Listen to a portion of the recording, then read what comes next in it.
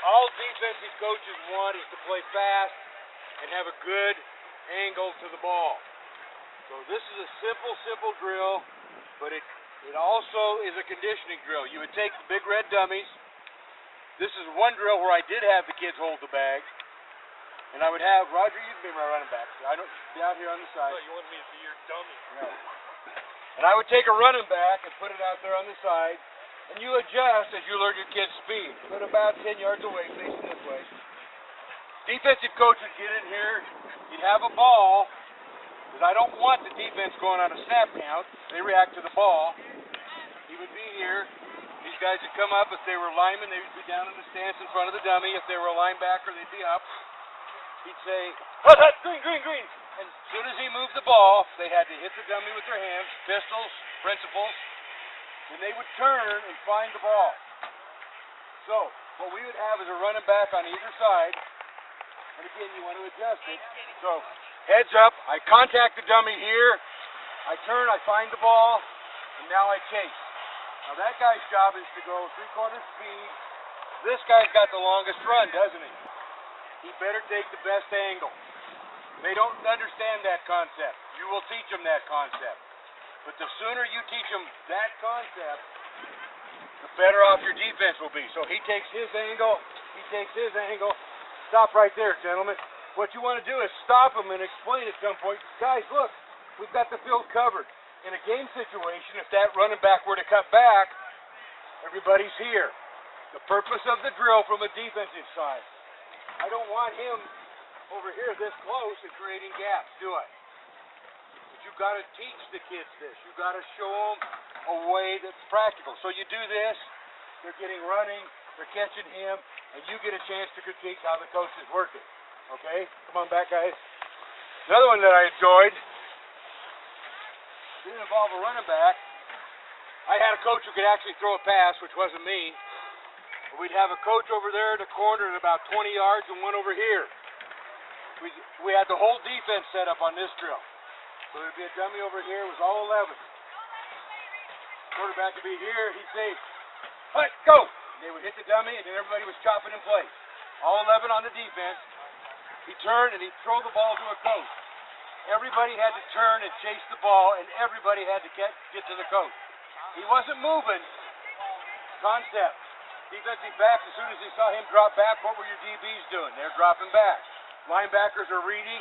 These guys in the front seven are chopping. We're trying to simulate defensive activity without a bunch of contact. All right, thanks, guys. That makes sense? Simple things. But trust me, defense, you got to play fast, you got to get to the ball, you got to cover the field.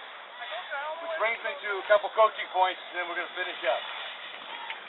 Just because they're little doesn't mean they don't get wore down. Keep the contact under control. The term, again, this is almost embarrassing, but I've really adopted so much BSU philosophy, but thud speed. A lot of times, they don't have to go to the ground. You don't have to bang every night. Okay, teach them right, teach them fundamentals, but we're just little people. Think about when you played in high school, if you did, or junior high, when your body at the end of a week for the practice, you were sore. You had bumps, you had bruises, they do too. Okay? You don't go out there and pound every night in scrimmage. I see that at 9 years old so much, it makes me crazy. They practice for 10 minutes, they stretch for 10 minutes, and they scrimmage for an hour.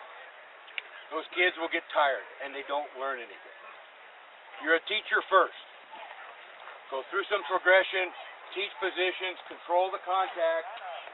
In a good practice, you may go live 15, 20 minutes. Seriously. Done right, that's all you need. When you get into matchups, Okie drill is one of my favorite, and you saw it on the list. Okie drill, real simple, started University of Oklahoma.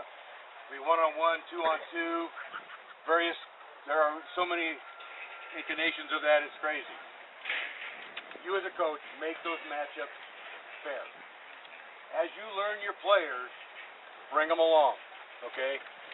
One of the biggest things I have against full contact camps for kids in the summer, they don't know the players. You don't know, you may have a big kid, They look at him and say, that kid's big. He can take on anybody. He may be the biggest, most afraid kid on your team. If you put him against your stud and he gets knocked on his butt, he don't want to hit anymore. Give him a chance to succeed, okay?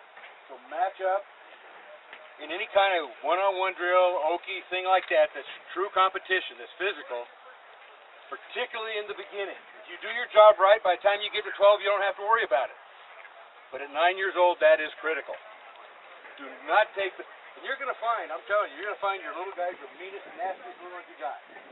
They spent their whole life growing up protecting themselves.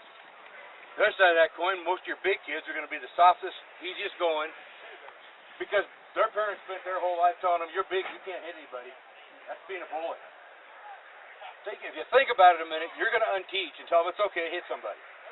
But their parents have spent 9 years telling them not to do. So don't be surprised when that happens. Bring them along slow, match them together, and as they get better, make the matchups more fair.